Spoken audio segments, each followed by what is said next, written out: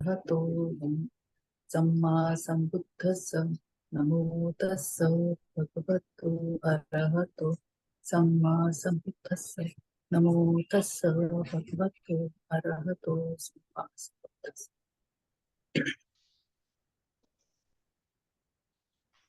So today's sutta is SNP 1.10, Ālavaka Sutta. Discourse of Ālavaka, the demon. So before that, I will just give you a small history.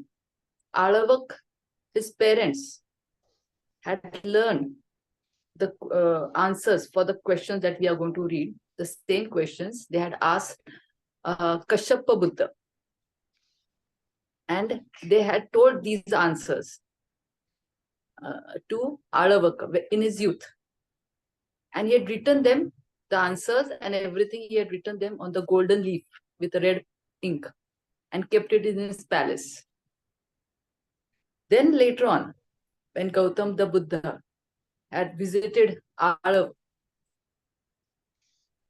and then the conversation between them is in the sutta. So he was testing Buddha about all the answers. So this discourse is regarding all that. So we shall start with that. So I have heard at one time the Buddha was staying near Ālavaka, in the haunt of native spirit, Ālavaka. So Ālavaka is the name of the demon, and the place where he was residing, that village or that place is called as Ālavaka. Then the native spirit, Ālavaka, the demon, went up to the Buddha and said to him in a very arrogant way, because he was testing him. And he, of course, they have this, demons have that arrogance of theirs. So in a very harsh tone, he said, "Get out, aesthetic," saying, but the Buddha very calmly replied, saying, "All right, sir." The Buddha went out. "Get in, aesthetic. Saying, "All right, sir." The Buddha went in. So he was giving this parade to Buddha in his very arrogant stage, because he was staying in his palace. And again, for the second time, and for the third time, the native spirit, Ālavaka, said to the Buddha, "Get out, ascetic." Saying, "All right, sir." The Buddha went out. "Get in, you monk." Saying, "All right, sir." The Buddha went in. So the Buddha was just following his instructions very calmly, because he knew how the demons behave. So he was just doing what he said. But then at the fourth time, and for the fourth time, the native spirit, again with the same arrogance, Ālavaka said to the Buddha, "Get out, ascetic." "No, sir, I won't get out." Then the Buddha replied very firmly, "Do what you must. You can do whatever you want to do. I will not get out. Or I will not listen to you." That was what the Buddha replied him when he said the fourth time he was troubling Buddha. And for the fourth time, the native spirit Ālavaka said to the Buddha, "Get out." "No, sir, I won't get out. What do you want? Do what you must. I will ask you questions, ascetic." He said, "Oh monk, I will ask you all the questions that I want to ask. If you don't answer me, I will drive you insane, or explode your heart, or grab you by your feet and throw you to the far shore of the Ganges."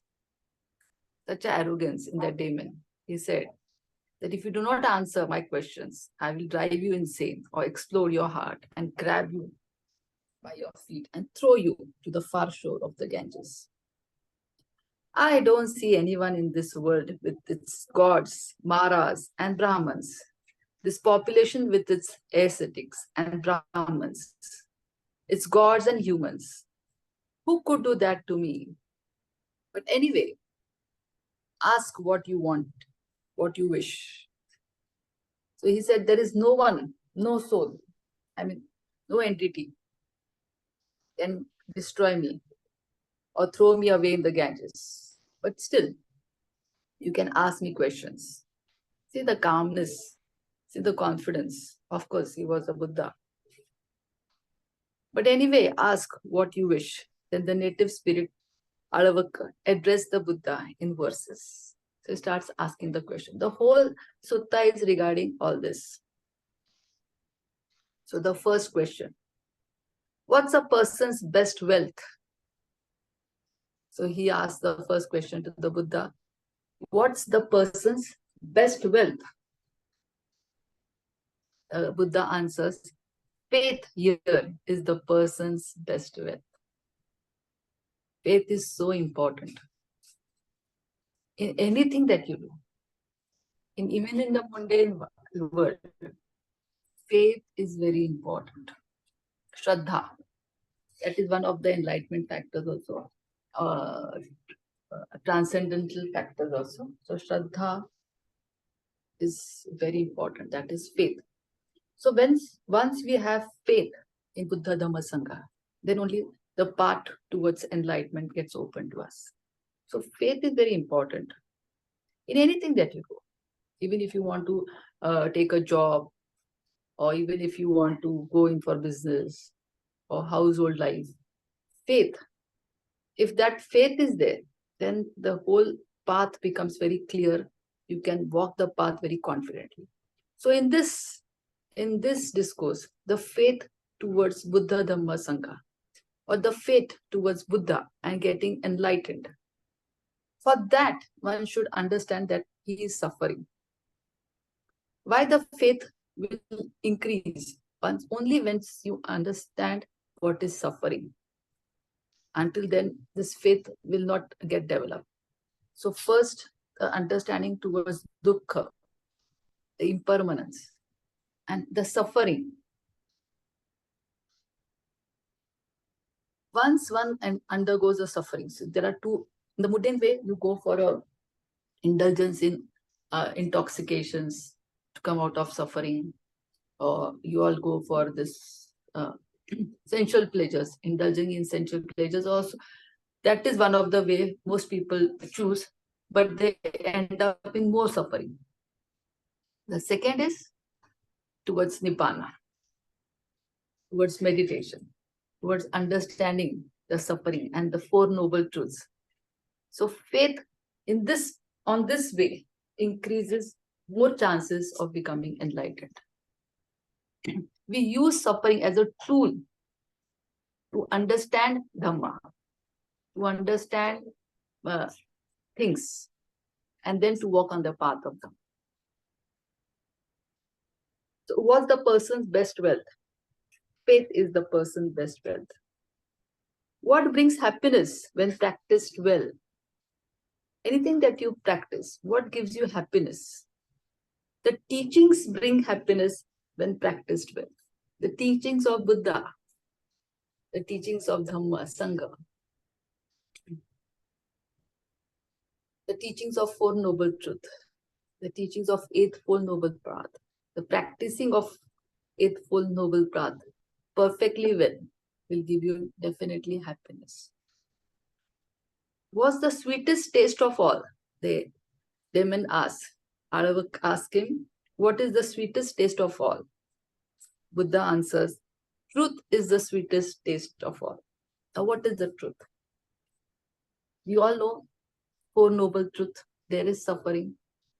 Once you understand that there is suffering, and there is a cause for suffering. When you understand this very perfectly well, then it is more perfect truth. Then you understand the path leading to come out of the suffering. There is a path leading to out, and the path, there is the way to lead out. And you come out of suffering. So once you understand these Four Noble Truths, that is the truth. You understand Satipathan. You understand your body, Kaya Anupasana. You understand Vedana Anupasana. And you're mindful about it. You understand the Dhamma. You understand the Chitta. And when you know the truth of moment to moment, you come to the present moment, you start accepting the truth as it is arising in your mind, on the physical body, on the mental body. And that is the moment's truth. Whatever Dhamma has arisen in you, and then you are siksaring it. You're accepting, recognizing, releasing, relaxing. So this is the truth. Or there is some sensation on the body. There is some feeling on the body. This is the actual truth. There is no imagination in that. So this truth is the sweetest taste of all. The one they say, now again the question, the one they say has the best life, how do they live? Those who say that this life is the best life, how do they live? The answer is, the one they say has the best life lives by wisdom. What is wisdom? That is the practice of Eightfold Noble Path, the wisdom of Shila, Samadhi, the Four Noble Truths, again, Satipatthana. So these are the wisdoms, that everything is suffering. Or you're practicing Shila properly. You are having wisdom regarding your Samadhi, or there is an insight in you. So these are the things, this life, when you live by wisdom, basically Eightfold Noble Path, then the one they say is the best life. At least if you are following Shila, still that gives you a happiness. Then again, you're practicing Samadhi, collected mind. That is also gives more happiness. And then the wisdom. When everything arises, you start understanding what is suffering and how to come out of it.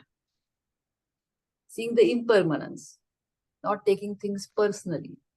All this leads to happiness. The next question. These are the series of questions that he's asking. How do you cross the flood? By faith, you cross the flood. See, in the mundane life also, if a river is overflowing, there is a water has arisen because of heavy things. Unless you do not have the confidence in you, unless you do not have the faith, you cannot cross the flood. You'll be more scared. But if you have the faith, yes, I will go from here to there. There are many things that we really take as a challenge. And this faith only takes you over there. The same way, this flood of suffering, whenever it arises, only the faith takes you. You go through that painful incidences or happenings only by faith. So how do you cross the flood? By faith you cross the flood. How do you cross the delusion? Again, what is delusion? That is ignorance. That which causes all mental defilements. That is ignorance. When you're mindful, you're not craving.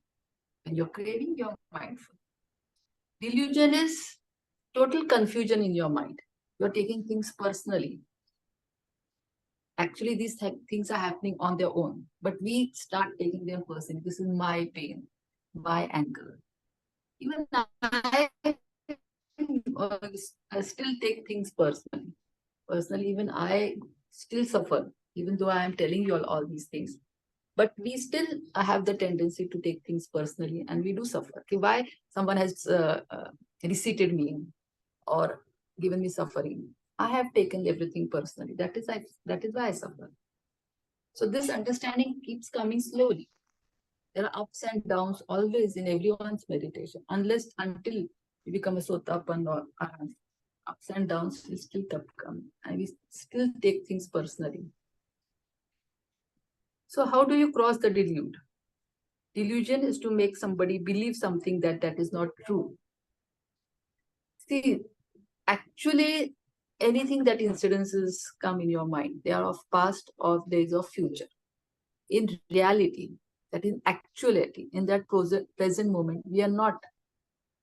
If you're mindful, there is really no suffering. Only in the past, thoughts keep coming and they create these five saying aversion, illusion, all those things, and then we start suffering. That is all delusion. How do we get over suffering? Now, what is suffering? Suffering is again when we take things personally, we suffer. See, pain is inevitable. There is a pain, but suffering is always an optional. Bad things have happened in your life, or there's a physical pain, or there's a hurt on my leg, or there's an emotional trauma. But when we take it personally, we start suffering. So pain is inevitable. Pain is going to come because we have this body. Pain is going to come, this or that pain. Or there's an emotional relations, anything that is happening on your mind level, that you are there is frustration, or there's an aversion, or there's an anger. So these things are going to happen, but if you take it personally, we suffer. So by diligence and delude, the delude gets by diligence. The delusion over.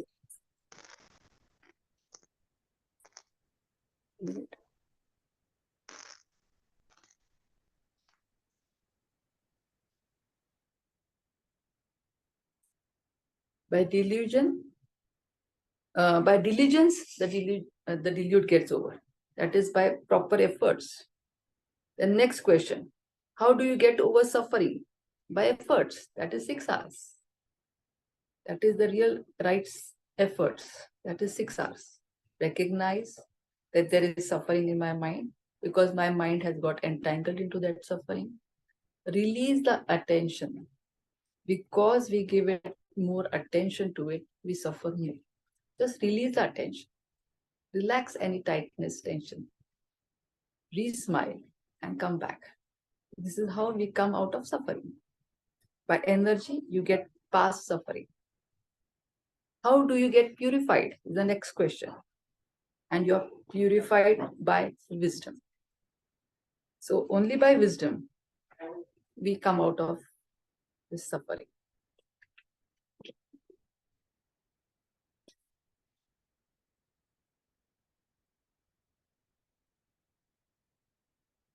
The next question, Ālavaka asks, how do you get wisdom?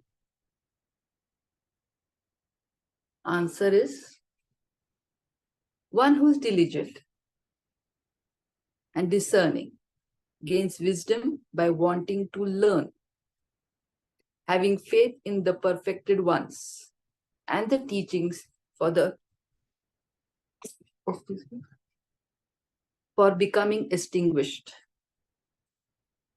So how do you get wisdom?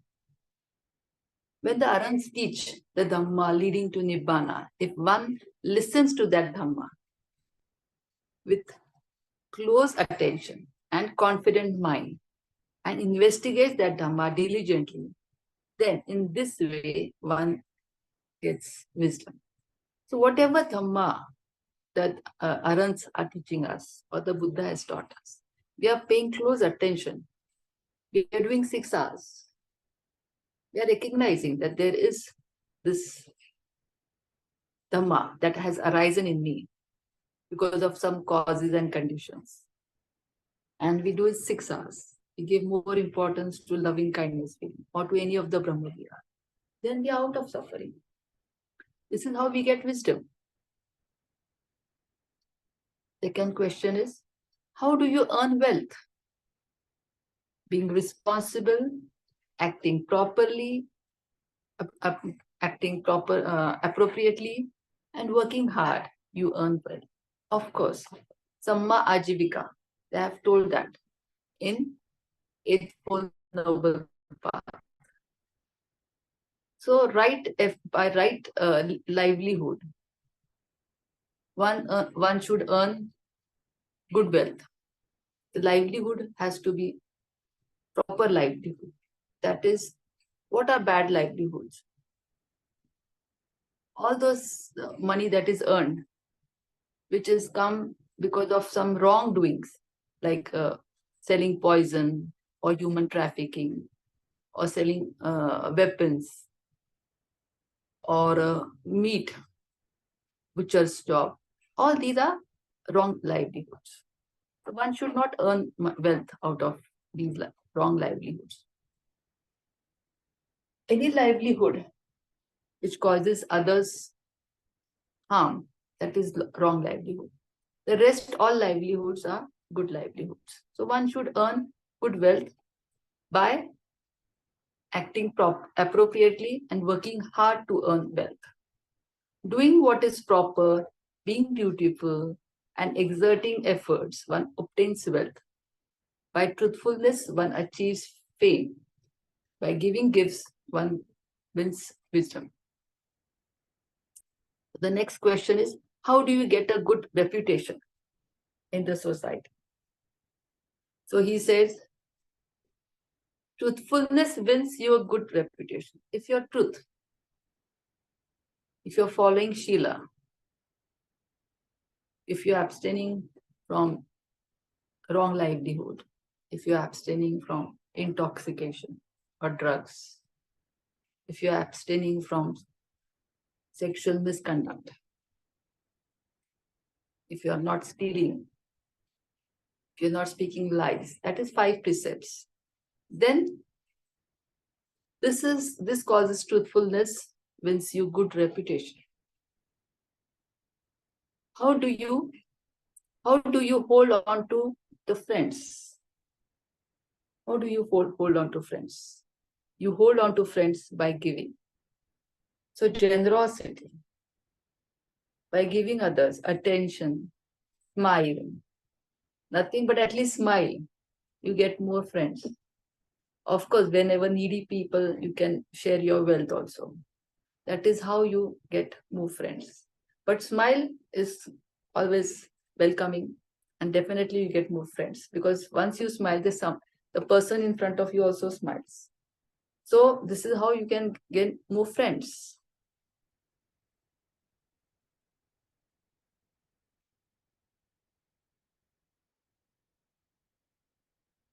Then, next question is, how do you depart, not grieve, when passing from the world to the next? That is, how will you die without grief? From this world to other world, before parting from this world. How can you not grieve and part? This was the question. Very good question. Huh? A faithful householder who has these 4 qualities. Which are the qualities? That is, he is having generosity. And then he is a truthful person, a wise, very energetic. And by virtue also he has good qualities. So these qualities, the faithful householder who has these 4 qualities does not grieve after passing away. Which are they? That he is truthful, he is steadfastly, he is principled, he has a very disciplined life, and also is generous. So if these qualities are there, so when he's departing from this world, definitely he will not grieve. And neither the other people will also grieve. So this is how. All these are questions are answered. Whatever he asked, whatever the Ālavaka asked. So these questions he answered very nicely. So then Buddha says, go ahead, ask others as well. Then he asked Ālavaka, you can go ahead and ask the others also. There are many ascetics, monks and Brahmins. See whether anything better is found than truth, self-control, generosity, and patience. So he said, go outside and ask.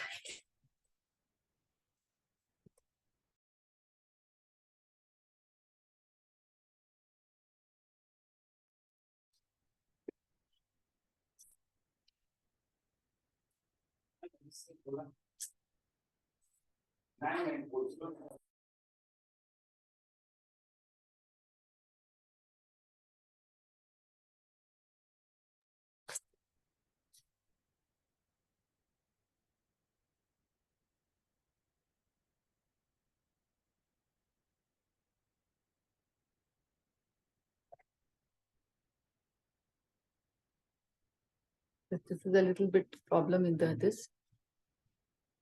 So he says, go ahead, ask others as well. There are many ascetics and Brahmins. See whether anything better is found than truth, self-control, generosity, and patience. Then Ālavaka, he was very happy with all these answers.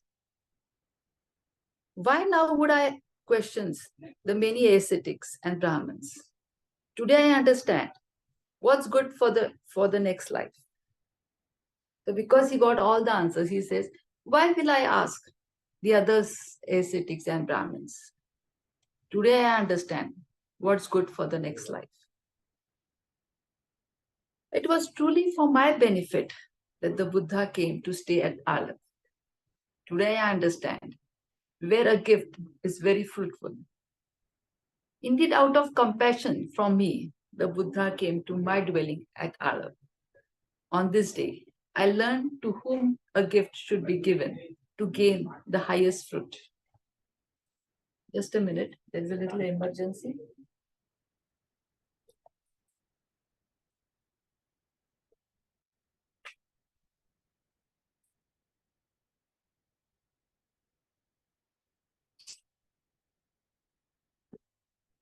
Sorry for the disturbance.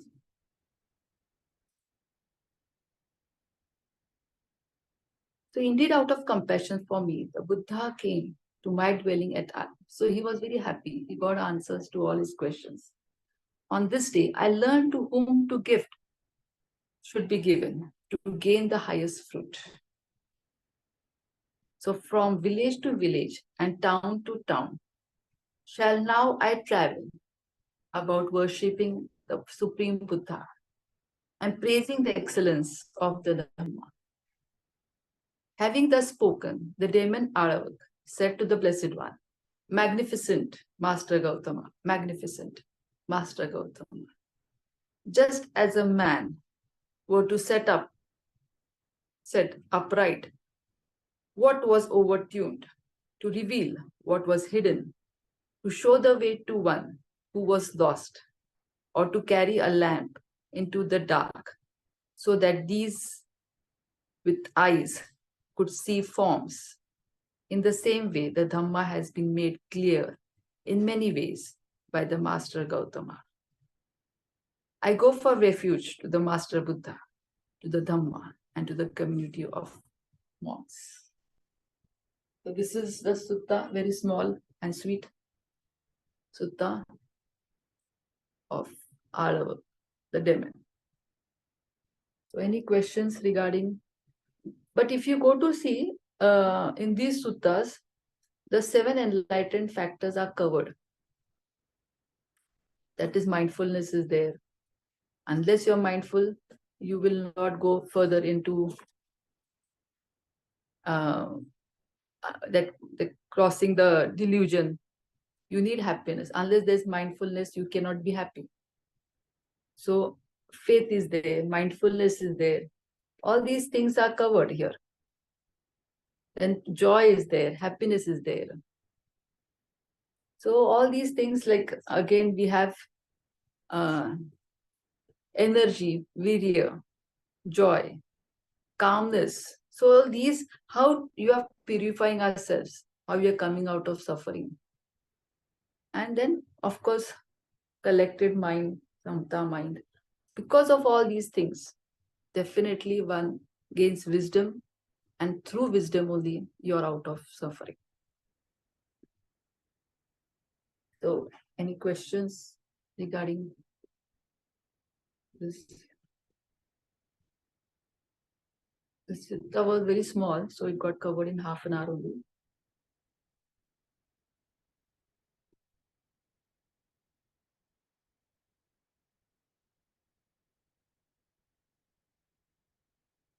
If there are no questions, we'll share merits.